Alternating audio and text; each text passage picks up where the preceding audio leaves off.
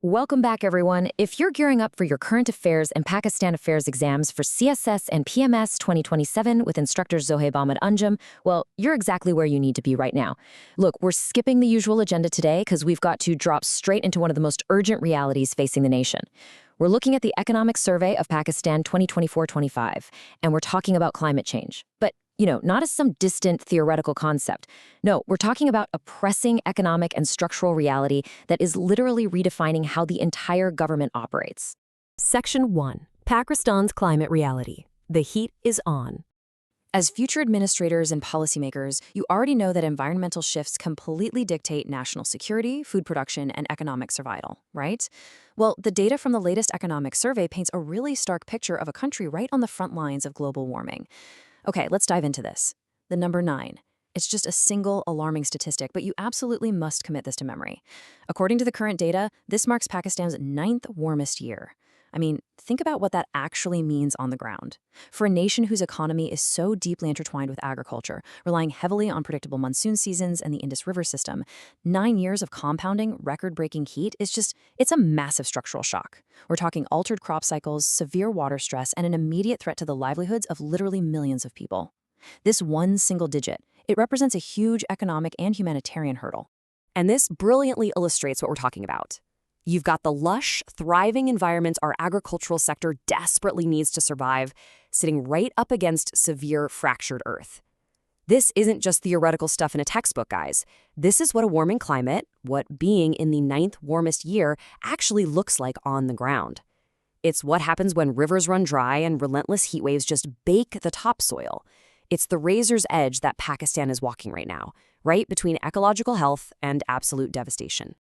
Section 2. The push for resilience, moving from crisis to action. Now, it's very easy to feel completely overwhelmed by that reality, isn't it?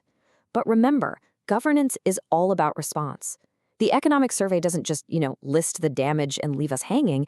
It actually mandates a path forward, a way to survive and eventually thrive despite these shifting environmental baselines. I want to focus your attention directly on this core mandate derived straight from the source text, the immediate need to build resilience and address climate change. Notice how resilience comes first there? That's not an accident. It's a clear acknowledgement that the climate has already changed. The immediate goal isn't just prevention anymore, it's adaptation. And for you CSS and PMS aspirants, understanding this paradigm shift is absolutely crucial. National policy has officially moved away from treating climate change as some future possibility and is now treating it as an active, ongoing crisis that demands immediate, resilient infrastructure and policy responses. So the crucial point is how we actually achieve that mandate, right? Well, these 4 foundational steps summarize the strategy perfectly. First off, we track key indicators, because as they say, you cannot manage what you do not measure. Second, we must fully acknowledge the realities, like enduring the 9th warmest year, without downplaying the severity even a little bit. Third, we have to address climate change head-on in our policymaking, no sugarcoating it. And finally, the ultimate goal, building long-term resilience. This isn't about quick fixes, folks. It's about establishing a rock-solid foundation that can withstand the environmental shocks of the next 50 years. Section 3. Integrating federal cost centers. The structural framework. Okay, to change how a country responds to a massive crisis, you really have to change how its government spends its money.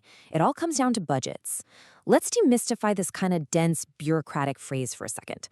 A federal government cost center is essentially just any specific department, ministry, or function within the federal government that has a budget and tracks its costs.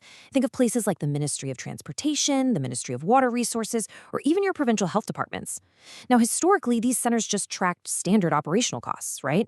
But now, under this new framework, these budgets must physically adapt to climate realities.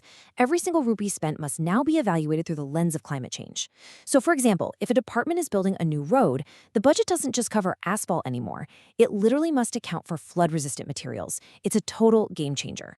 And that brings us to the formal, structured framework designed specifically to weave these climate considerations directly into everyday financial planning. I mean, this is revolutionary for Pakistan's bureaucracy. It means climate change is no longer just the headache of the Ministry of Climate Change. By utilizing a framework to integrate climate into all federal government cost centers, the responsibility is completely distributed. Suddenly, every single department becomes a climate actor. When climate planning gets integrated into the very financial DNA of the government like this, policies stop being just, empty promises on paper. They actually become actionable realities. Let's move to and see how this builds systematically. Step 1. Monitor key indicators. This is all about gathering the hard scientific and economic data, like tracking those rising heat levels and dropping water tables. Step 2. Apply the framework to integrate climate.